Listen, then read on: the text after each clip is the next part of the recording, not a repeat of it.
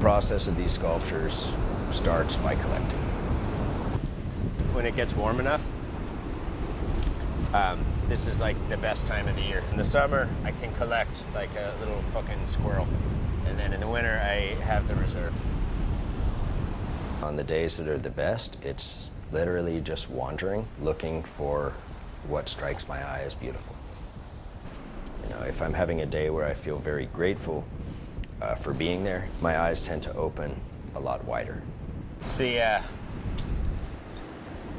that part of a seal, probably. Look at that. That is a thigh. Seal shoulder blade. Like a butterfly wing. That's where seal teeth used to be, or sea lion. What I pick up now is very different from what I used to pick up.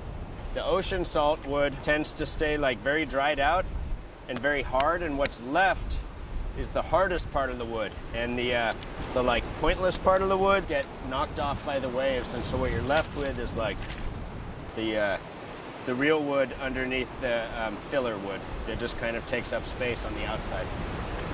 Like the real thought underneath the bullshit that trails through our mind all the time. I fill the camping bag, drive it back, I dump it out on the floor. I'll cut the large pieces off, I'll break them, I'll chop an end off. Sometimes the piece is perfect all on its own, and all I do is begin the process of sanding for hours and hours and hours.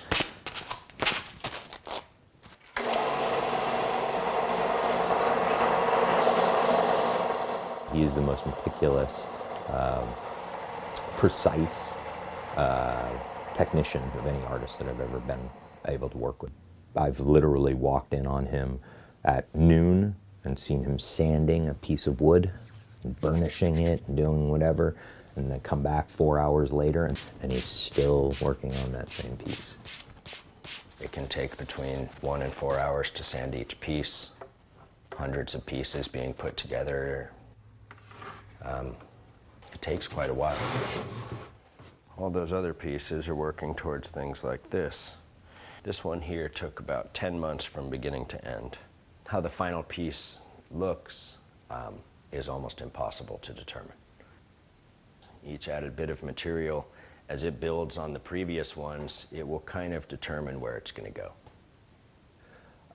I think there's a part of all of us, and Brenton included, is that part of it is checking the board. What's the score on the board? It's how much do you sell, and who do you sell it to, and how much did you sell it for?